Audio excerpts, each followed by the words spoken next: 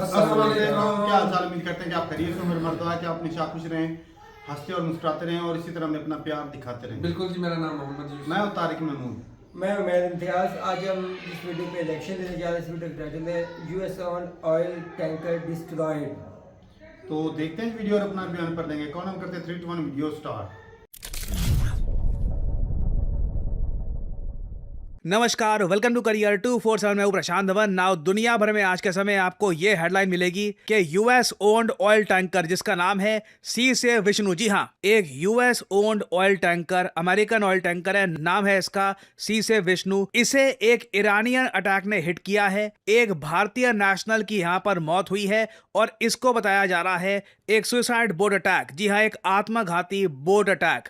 Iran अब देखिए ना सिर्फ ड्रोन्स का यूज कर रहा है, इन लोगों के पास ऐसी बोट्स भी है जहां पे बहुत सारे एक्सप्लोसिव्स हैं और ये बोट सीधा अपने जो दुश्मन जो शिप्स हैं, जो टारगेट्स हैं, सीधा उनको हिट करके उनको डुबा देती है। जो रिसेंट अटैक हुआ है यूएस ओन्ड ऑयल टैंकर सी से विष्णु पर, इसकी वीडियो दुनिया भर में वायरल हुई है and it is absolutely shocking. और इससे आपको मैग्नीट्यूड पता लगेगा कि आज के समय समुद्र में भी किस तरीके से यूएस ईरान की वॉर तबाही मचा रही है। नाउ यहाँ पे आप देख पाओगे ये जो फुटेज है ये ली गई है एक और ऑयल कार्गो शिप द्वारा। सामने जो ये शिप है यूएसए की, इस पर अभी एक आत्मघाती ईरानियन बोट ने अटैक किया है।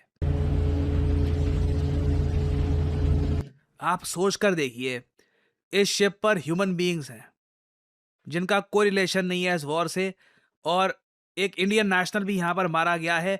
क्या दर्दनाक मौत होती है एक आदमी की इस टाइप के अटैक में। और अनफॉर्चुनेट बात यह है कि ये अटैक्स लगातार अब बढ़ते जा रहे हैं और मौत हर जगह हुई है। ईरान में हमने देखा है कि छोटी बच्चियां थी, स्कूल में पढ़ रही थी, वहां पर एक यूएसए का एक मिसाइल जाकर लगा है। ट्रंप ने इनिशियली उसको थोड़ा सा काउंटर करने का प्रयास किया, बोला कि वो ईरानियन मिसाइल था, बट अब काफी हद तक लग रहा है कि वो अमेरिकन मिसाइल ही था। हम देख रहे हैं कि ऑयल कार्गो शिप्स में इस तरीके से जो इनोसेंट सेलर्स हैं, जो बस पैसा कमाने के लिए, काम करने के लिए यहां पर आए थे, वो मारे जा रहे हैं। और न्यूज लगातार ये आ रही है कि आज एक नहीं, दो नहीं, 3 इस टाइप के ऑयल कार्गोस पर ईरान ने अटैक किया है। इन लोगों का जेन्युइन टारगेट है कि कच्चे तेल की कीमत, क्रूड ऑयल की कीमत $200 तक ये पहुंचा देंगे। इतना ज्यादा ये लोग एक डर का माहौल बना देंगे कि लिटरली ये कुवैत, सऊदी अरेबिया, ये अपनी ऑयल प्रोडक्शन कम कर देंगे। ऑयल की ट्रांसपोर्टेशन स्ट्रेट ऑफ हॉर्मुज से बहुत मुश्किल हो जाएगी।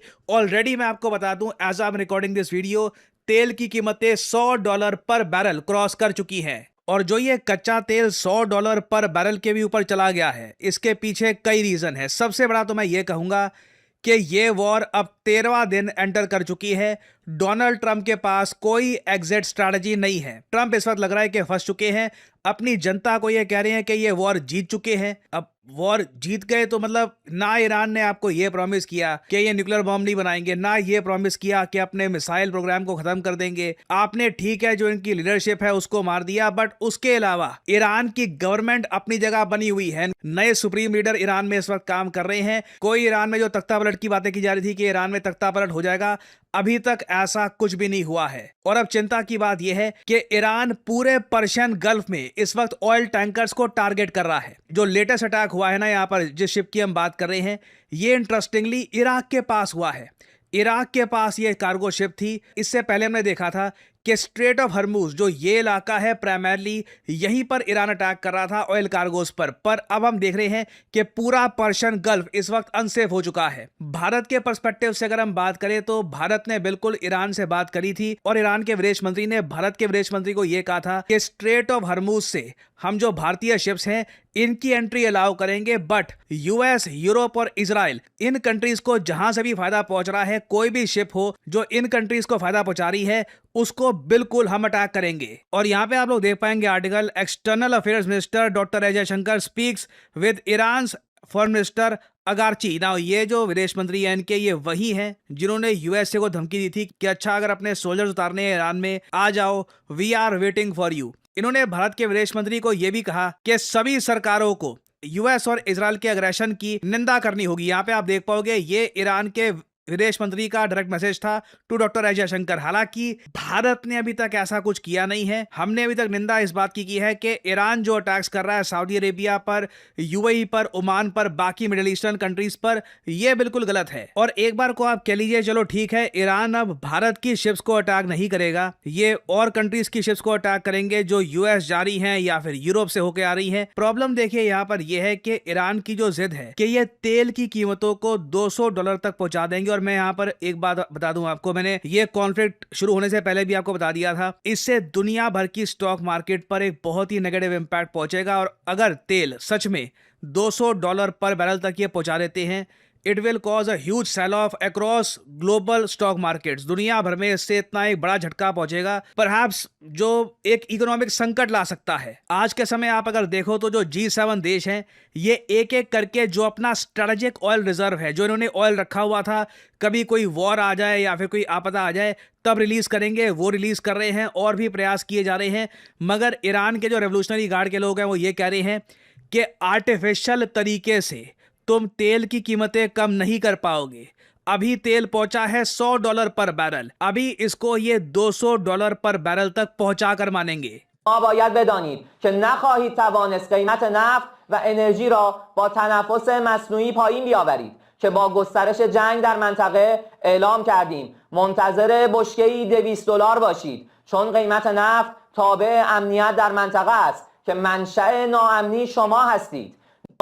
ना ये चीज ईरान ने अच्छे से समझ ली है कि तेल की कीमतें डिपेंड करती है रीजन की सिक्योरिटी पर। जो भी इन लोगों ने अटैक किए हैं यूएई पर, सऊदी अरेबिया पर, कुवैत पर, इससे इन्होंने रीजन की जो सिक्योरिटी थी इसको बिल्कुल एक तरीके से क्वेश्चन मार्क में डाल दिया है कि कल को कहीं भी अटैक हो सकता है। आज के समय ईरान ने पैनिक इतना मचा दिया है पूरे मिडिल ईस्ट में कि जो तेल की कीमतें हैं बिल्कुल $200 पर बैरल के आसपास जा रही है। प्रॉब्लम यहां पर यह है, डोनाल्ड ट्रंप को रियलिटी से कोई मतलब नहीं है।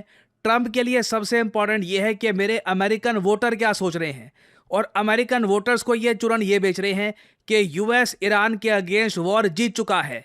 यहां पे आप लोग देख पाओगे डोनाल्ड ट्रंप की statement. Is that a great name? Well, it's only good if you win. You know, you can only do. And we've won. Let me tell you, we've won. You know, you never like to say too early you won. We won. We won the bet. In the first hour, it was over. But we won. But they gave me a list of names at general. Sir, you can pick the name you'd like, sir. I said, the name of what? The name of the attack on Iran, sir. And they gave me like 20 names. And I'm like falling asleep. I didn't like any of them. Then I see Epic Fury. I said, I like that name. I like that name. ये जी अपनी जनता को बता रहे हैं कि जो operation epic fury इन्होंने launch किया है, जिसके अंडर यूएस ने इनिशियल अटैक लॉन्च किया था ईरान पर, ये नेम मैंने चूज किया। मुझको ये नाम बड़ा अच्छा लगा, एपिक फ्यूरी।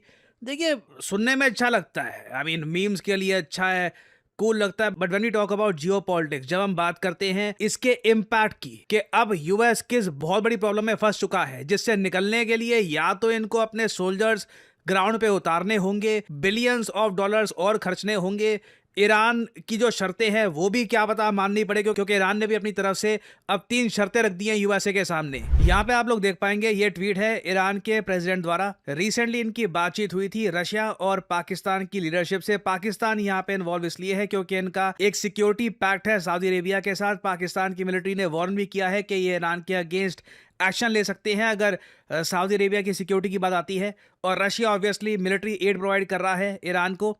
ईरान ने भी मिलिट्री एड प्रोवाइड करी है रशिया को इन द यूक्रेन वॉर। तो ये यहाँ पर कह रहे हैं कि talking to the leaders of Russia and Pakistan, I reaffirmed Iran's commitment to peace in the region. The only way to end this war, इस वॉर को खत्म करने का एक ही तरीका है, is recognising Iran's legitimate rights, payment of reparations. अब ये कह रहे हैं कि ये इनको पेमेंट चाहिए रेपरेशंस के नाम पर, कि जितना नुकसान हुआ है यहाँ पे इस वॉर में, तो ये यूएस और इजराइल को कहेंगे कि हमको बिलियंस ऑफ डॉलर्स की पेमेंट करो। फिर ये कहते हैं कि जी इंटरनेशनल गारंटी चाहिए अगेंस्ट फ्यूचर वॉर्स, ईरान के राइट्स को आप रिकॉग्नाइज करो। तो मतलब लिखित रूप में चाहते हैं कि यूएसए अब लिख कर इनको दे कि आगे से अटैक नहीं करेंगे। इजराइल भी लिख कर देगा कि ईरान को ये फिर से अटैक नहीं करेंगे, साथ में ये लोग पैसा और दे।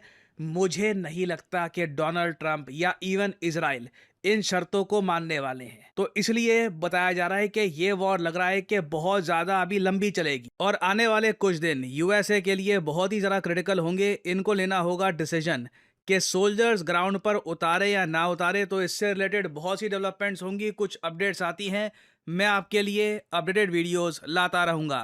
करियर 247 का डेटा एनालिटिक्स कोर्स आज के समय पूरे भारत में हजारों बच्चों का फ्यूचर एनरिच कर रहा है। बट फिर भी बहुत से एस्पिरेंट्स हमसे ये सवाल पूछते थे कि जो बिजनेस साइड के स्टूडेंट्स हैं उनका क्या, जो लोग कोडिंग पाइथन नहीं सीखना चाहते उनका क्या, जो लोग प्रोजेक्ट मैनेजर बनना चाहते हैं उनके लिए क्या कोर्स अवेलेबल नहीं है। वेल फाइनली IBM के साथ, जी हाँ, द ग्लोबल जायंट IBM, इनके साथ कोलैबोरेशन में हम लोग लॉन्च कर रहे हैं करियर 247 का बिजनेस एनालिटिक्स कोर्स। और ये जो 6 महीने का कोर्स होगा बिजनेस एनालिटिक्स बाय करियर 247, ये है विद जनरेटिव AI। और इस कोर्स को कंप्लीट करने के बाद आपको मिलेगा triple certification by career 247 that will prove कि आपने जेन्युइन तरीके से लर्न किया है the core concepts of business analytics. तो आपको करना सिंपली क्या है, इस वीडियो के कमेंट सेक्शन में जाइए, यहाँ पे आपको ये लिंक मिल जाएगा, इस लिंक पर करिए क्लिक, आपके सामने ये वेबसाइट का पेज ओपन हो जाएगा। नाम, email ID, number, discount code obviously यहाँ पर डालिए PD10 ताकि आपको डिस्काउंटेड प्राइस पे ये कोड ऑफर किया जाए करियर 247 की तरफ से। फिर आपको एक फोन कॉल आएगा, आप बात कर सकते हैं, जान सकते हैं कि क्या ये कोर्स आपको सूट करता है या नहीं करता। नोट के साथ ये है वीडियो का अंत। Thank you for listening and I always say may the gods watch over you.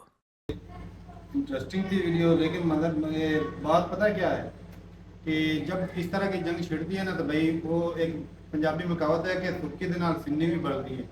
तो भाई जो ऐसे बंदे जो है इस जंग की भेंट चढ़ रहे हैं कि जिन बेचारों का कोई लेना देना वास्ता है, दूर दूर तक कोई तलक वास्ता नहीं है।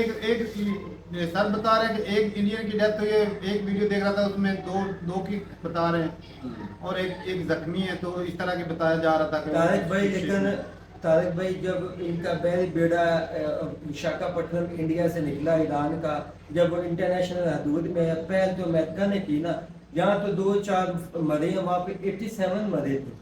क्या वो नहीं थे, वो भी मासूम नहीं थे? अमेरिका ने की, उसमें तो खबरें निकल कर आ रही थी कि उसकी एग्जैक्ट लोकेशन जो है वो इंडिया ने भेजी थी। अच्छा भाई, एक ना वीडियो सर्कल कर रही है, हमने देखी है, अब AI की वीडियो है या सच्ची है, जेन्युइन है।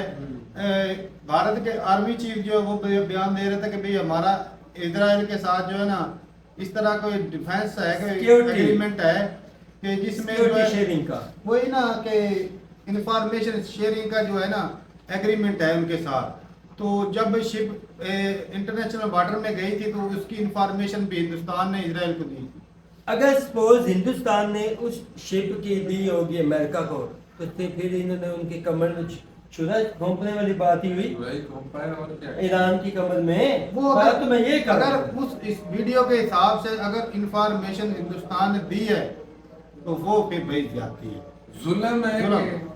तो बाकी रही जंग की बात। हाँ। जो जंग होता है ना, आप इसमें जब जंग शुरू हो जाती है ना, आप इसमें कोई नियम नहीं रहते, जिसका जहाँ हाथ पड़ जाए ना वो डालता है। नहीं, जंग के भी कुछ असूल होते हैं, लेकिन भाई इजराइल जो है ना फास्फोरस बम जो होता है ना वो जंगों में इस्तेमाल करना ना मना है।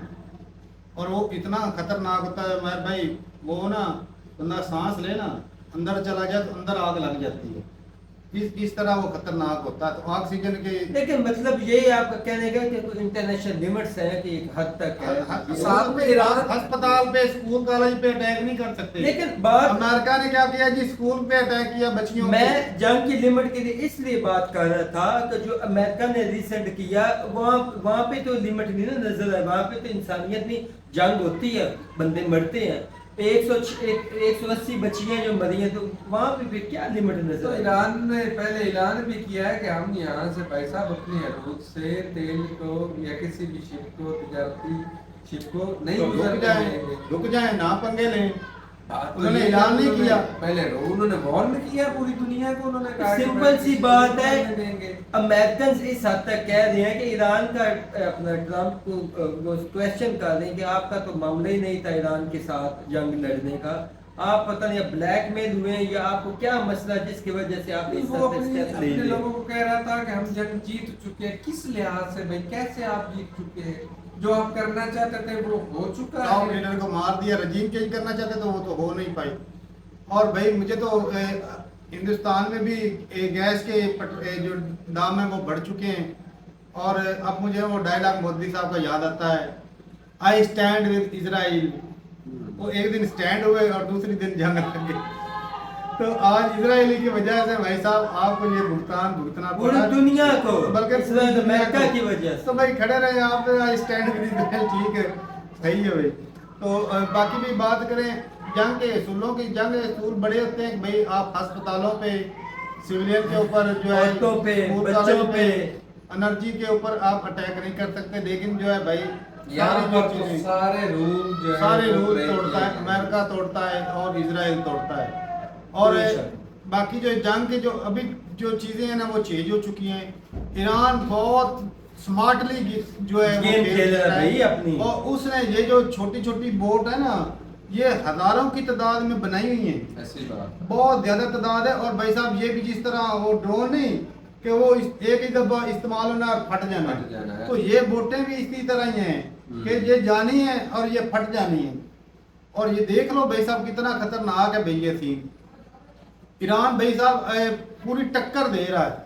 उसने कहा हमने तो डूबना है। सनम तुम्हें भी ले जिनको लो। हम हैं? डुबा सकते हैं उनको भी तो अपने साथ ही लेके लेकर चले। जाए। और अभी- ये जो हमारा तमाशा देख रहे हैं वो भी हमारे साथ ही डूबे। अभी जो सुनने में खबरें चल रही है ना, जो फॉलो कर रहा हूँ, वो इसमें ये है कि भाई ईरान अमेरिका और इजराइल चाहते हैं कि जंग किसी तरीके रुक जाए। रुक जाए। लेकिन ईरान अगर रुकेगा तो भाई साहब ईरान अपनी घाटे में शर्तें जाए। वो मनवाएगा मनवाए। फिर रुकेगा। और इसलिए कि भाई अगर वो लंबी जंग खींचती है, ईरान लगातार अगर इजराइल के ऊपर अटैक करता है, इजराइल के पास जो मिसाइल रोकने के लिए होते हैं वो तो खत्म हो रहे हैं और उसको टाइम मिल जाना है। तो फिर वो तबाही जो है ना, जितने मैं कहता हूँ बदला लेने का अभी टाइम है ईरान के पास कि ये जो हाँ, इससे पहले कि वो मिसाइल और ले आए उसको अटैक करता रहे तभी बचना है। तो वो बदला अपना अगर पूरा करना है तो वो ऐसे कर सकता है। अगर इजराइल को टाइम मिल गया 5-6 महीने साल का टाइम, फिर उसने वो strong हो जाना वो है। फिर स्ट्रांग हो जाएगा, दम उसने लेके आ जाना, फिर उसने माफी नहीं दी। फिर माफी नहीं देनी। उसने कहना ये जो तो ईरानी तो पहले ही तबाह थे। पहले ही उनका जो जीना इन्होंने मुश्किल कर रखा जो है। इनका नुकसान होना था, टॉप लीडर तो मर गए। मर गए। अब जो होना था वो तो हो गया। अब इनको भी मजा वो हो चखा गया। कर ही हटे पीछे। तो आगे भाई अब अपनी शर्तों के ऊपर अब जंग रोके तो ठीक है। पाकिस्तान का बात करें तो पाकिस्तान भी बड़ा, मैं कहता हूँ, मेच्योरिटी दिखा रहे इस मौके पे। ईरान के साथ भी वो रिलेशन खराब नहीं करना चाहता और ना बड़ी, मैं कहता हूँ, मेच्योरिटी के साथ वो चीज़ें कवर कर रहा है। सऊदी अरब के साथ भी डिफेंस पैक्ट साइन किया हुआ है। सऊदी अरब ने अमेरिका की तरफ से भी उधर से तो कोई परेशानी नहीं। हाँ। सबसे बड़ी बात ये है कि भाई पाकिस्तान बड़ा स्मार्टली जो है यहाँ पे अपने आप को, वो न्यूट्रल है इस और टाइम। मेजर साहब कहते थे कि भाई पाकिस्तान ने ईरान के ना पीठ में खंजर खोबना है। तो भाई खंजर खोबने वाले आप हो, जिन्होंने भाई साहब उनकी शिप के बारे में इंफॉर्मेशन दी और भाई साहब आपको जो उन्होंने पूरी दुनिया का रास्ता दे रखा था जिसके बगैर आप अपाइज थे, वो भाई साहब 4 बार पोर्ट उन्होंने दिया हिंदुस्तान को। ऐसे ही। तो आपने भी छुरा खोबा है भाई। पाकिस्तान तो अभी वो तो हर हाल में शुक्रिया अदा कर रहे थे पाकिस्तान का। हो सकता है भाई पाकिस्तान अंदर खाते जो है उनकी हेल्प कर रहा हो क्यों सकता है ऐसा? ये है, भी तकरीबन चीजें ऐसा है ही। हो। और पाकिस्तान में तो भाई बहुत ज्यादा तेल जो है वैसे भी आ रहा है, अंदरूनी तरीके से आ रहा है, जैसे पहले स्मगल होके आता रहा है तो वैसे ही आता है। अभी भी याद है। अभी भी तेल वो उधर से ही आ जाना है। हमें तो शिपों की जरूरत नहीं, वो बॉर्डर से ही वो मंगा ऐसी लेते। बात है, टैंकरों में ही आ जाए। ऐसा ही है, लेकिन वो थोड़ी मिकदार में आता है टैंकरों में तो भाई हमारी कंट्री का चलो बॉर्डर शेयर करते हैं, कौन सा इतना लंबा सफर है। बॉर्डर शेयर करना भी फायदेमंद। ऐसा ही है, लेकिन सही है भाई। बाकी ये बात है कि जो अगर तेल के दाम इसी तरह बढ़ते रहे तो जो आम तबका है ना भाई साहब पूरा झटका टूट लगने जाएगा। उसकी इसलिए कमर भाई पीस जानी है। यूरोप में भाई साहब 50% जो है तेल की प्राइस बढ़ी है। 50% यानी कि हर चीज की प्राइस बढ़ गई। सिंपल सी बात। 50% तेल की प्राइस बढ़ना मतलब ये है कि जो उनकी सेविंग थी वो गई, सारी जो उनकी सैलरियां थी वो गई। भाई को मैं बता रहा था, भाई साहब कोई तेल इकट्ठा कर लो वरना भाई तेल बढ़ने वाला है। कहता नहीं हमें इतना फर्क नहीं पड़ता। तो अगले दिन वो बता रहा था, कहता यहाँ तेल का डबल हो गया। ये चीज़ें हो रही है भाई। तो हर बंदा जो सैलरी वाला बंदा होता है उसको झटका लाजमी लगता है। जहाँ पर भी देख लें कि आम मजदूर की जो अब पहले जो है वो 250 का तेल मिल जाता था 1 लीटर, अब 300 के ऊपर चला गया है। और तारिक भाई आपको समझ नहीं लग रही, तेल के अगर मसला होना, तेल तो इतना इशू नहीं, सॉरी तेल नहीं उमर भाई, मैं ये कहने की बात कर बच्चों रहा हूं। वाली बात और नहीं यार है। मैं बात नहीं, ये कर रहा हूं, तेल का तेल issue एक है। ऐसी चीज है जिससे उसने पूरी दुनिया को रोक दिया ईरान तो ने। मैं पूरी ये दुनिया कह को रहा हूँ उसने कि मुट्ठी में तेल कर अगर दिया। बढ़ा, मैं कहना ये चाह रहा था कि तेल बढ़ा है, अगर तेल तो बड़े ही बड़ा पूरी दुनिया पाई जो है, उसके साथ जो मटेरियल ये खाने पीने वाला है ना, वो तो तेल की ऑटोमेटिकली हो automatic वो जाना है, बढ़े, इसलिए वो तो सारी ऑटोमेटिकली हो तेल जाना है। ऐसी चीज़ है जिसका सारी चीज़ों पे बेहद असर इम्पैक्ट होता है। होता है, क्योंकि impact सोर्स ऑफ होता है। एनर्जी है ये। और इसी वजह से जो मिडिल क्लास बंदा है उसकी वो पिस गया है। हमारे पास भाई साहब 50 रुपए 55 रुपए बड़ा फी लीटर के हर हिसाब से। चीज बढ़ गई। इंडिया में कितने परसेंट बढ़ा, कहीं तो बता रहे थे भाई हमारे पास इतना जो है ना वो बढ़ा नहीं। लेकिन गैस की बात करें तो हिंदुस्तान में गैस की काफ़ी जो है खबरें चल रही हैं कि होटलों वाले जो है उनको बोला गया कि आप जो होटल बंद कर दें, आप जो है गैस का इस्तेमाल ना करें। ये चीज़ें काफ़ी सुनने को आ रही हैं। यहाँ पे भी हो रही है भाई। तो यहाँ पर भी ये चीज़ें चल रही हैं। और अब बोले भाई साहब मिल के साथ में बोले आई स्टैंड विद इजराइल। हैं? हाँ जी, हाँ। तो यही कहना बनता है। जी। ऐसे पे- आई स्टैंड विद इजराइल, वो मोदी जी कह मोदी रहे हैं। साहब ने बोला था ना। हाँ, हाँ। चले जी, सही है भी अपनी राय रूप से बताइएगा कमेंट तक में। ये जहाँ जिसकी भी फाइल भाई साहब उनके पास है ना, एप्स्टीन में वो तो गया वो है। भाई साहब वो ऐसे ही दलील होता है। तो ठीक है भाई, रूप से कमेंट तक में मिलते नहीं, तब तक के लिए इजाजत दें।